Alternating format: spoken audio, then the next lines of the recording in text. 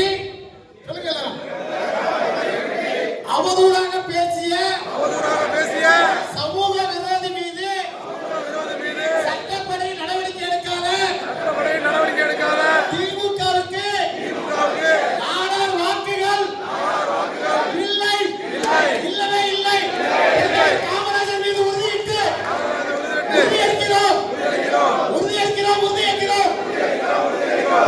காமராஜர் மீது சத்தியம் செய்து உறுதியேற்கிறோம். கைது செய் சமூக விரோதி முக்தாரை தேசிய பாதுகாப்பு சட்டத்தில் கைது செய். திமுகவை நாடார் விரோத அரசு, நாடார்களுக்கு எதிரான அரசு, நாடார்களுக்கு திமுக நாடார்களுக்கு எதிரான அரசு, நாடார் விரோத அரசுன்னு எதனால சொல்றோம்னா, நீ கனிமொழிக்கு கொடுக்குற முக்கியத்துவத்தை காமராஜருக்கு உனக்கு ஏன் கொடுக்க தெரியல? அனைவருக்கும் வணக்கம். யாரா அந்த வேலையை பார்த்து விட்டது திமுகவுக்கு எதிரா அப்படின்னு கேக்குறீங்கன்னா, யாரும் பார்க்கல, அவங்களுக்கே பார்த்துக்கிட்ட வேலை தான். திமுக வந்து இங்க நிறைய யூடியூபர்ஸ், நிறைய பத்திரிகையாளர்களுக்கு சோறு போட்டு வளர்க்குறாங்கல்ல, அதுல ஒரு நபரா இருக்கக்கூடிய முக்தார் பார்த்துவிட்ட வேலை தான் இது.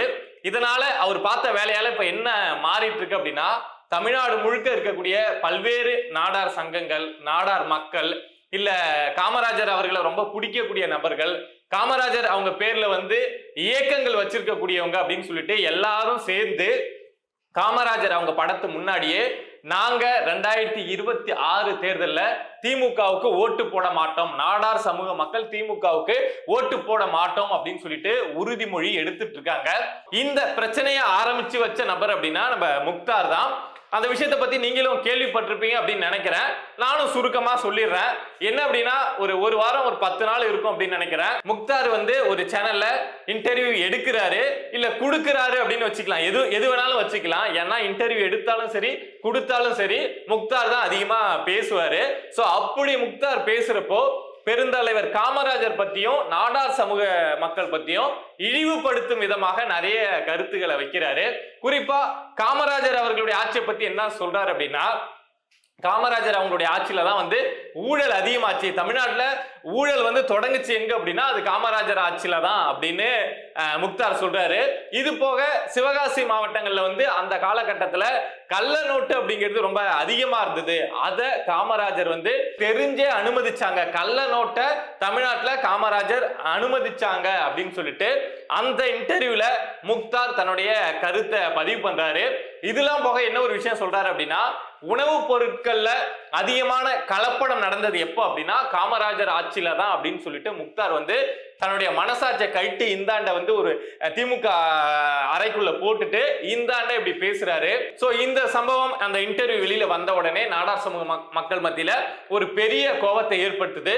பொதுவா நாடார் சமூக மக்கள்னு கிடையாது, தமிழ்நாட்டு மக்களுக்கே காமராஜர் அவர்களை வந்து யாராவது தப்பா பேசினா பிடிக்காது. ஏன்னா நம்ம வந்து ஒரு அரசியல் தலைவர் அப்படிங்கிற இடத்தை தாண்டி காமராஜர் அவர்களை நம்ம இங்க வச்சு பார்த்துட்டு இருக்கோம். அப்படிங்கிறப்போ தமிழ்நாடு முழுக்க முக்தார் பேசின அந்த கருத்து மேல எல்லாருக்குமே ஒரு எதிர்கருத்து அப்படிங்கிறது உருவாச்சு.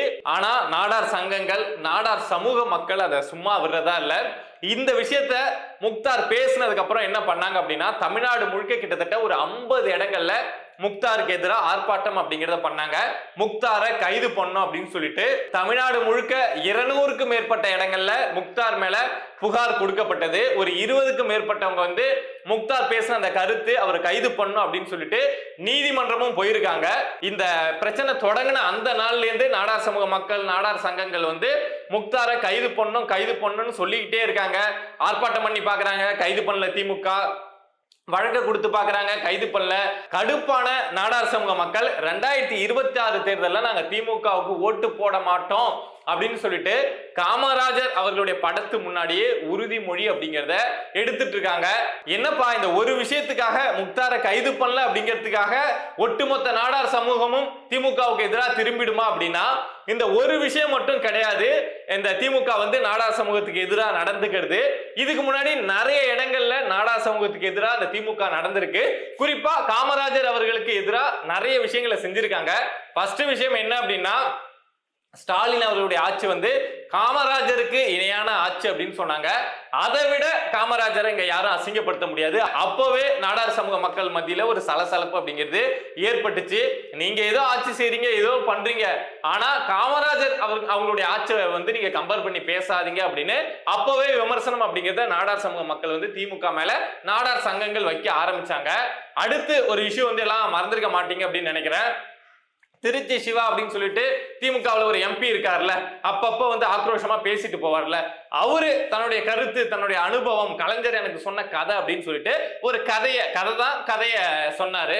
என்ன அப்படின்னா, காமராஜர் அவர்கள் வந்து ஏசியே இல்லாம தூங்க மாட்டாரு தெரியுமா அப்படின்னு சொல்லிட்டு ஒரு கருத்தை சொன்னாரு. தமிழ்நாட்டுக்கே தெரியும், தமிழ்நாட்டிலேயே எளிமைக்கு பேர் போன ஒரு தலைவர், தன்னுடைய கடைசி காலம் வரைக்கும் தனக்காக எந்த ஒரு சொத்தையும் சேர்த்து வைக்காம, தன்னுடைய அம்மாவை கூட ஒழுங்கா பாத்துக்காம மக்களுக்காகவே வாழ்ந்த தலைவர் அப்படின்னா காமராஜர் அப்படின்னு தமிழ்நாட்டுக்கே தெரியும். கட்சி கடந்து, கட்சி பாகுபாடு கடந்து தமிழ்நாடே ஒரு தலைவரை கொண்டாடும் அப்படின்னா காமராஜர் தான்.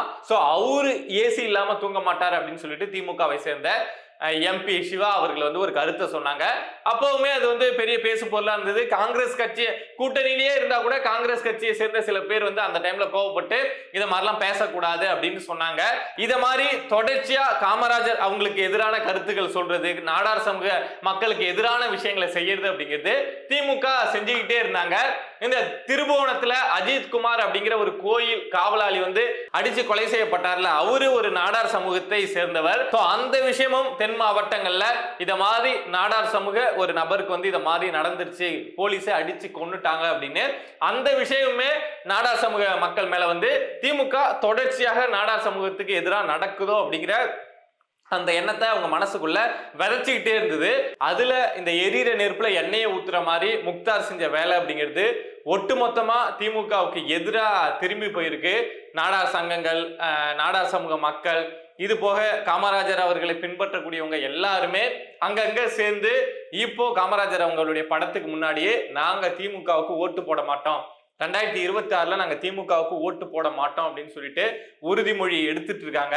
ஆனா இவங்க என்னதான் செஞ்சாலும் என்னதான் பண்ணாலும் நாங்க சோறு போட்டு வளர்த்த முக்தாரை வந்து நாங்க கைது பண்ண மாட்டோம் அப்படின்னு சொல்லிட்டு திமுக ரொம்ப பிடிவாதமா இருக்கு.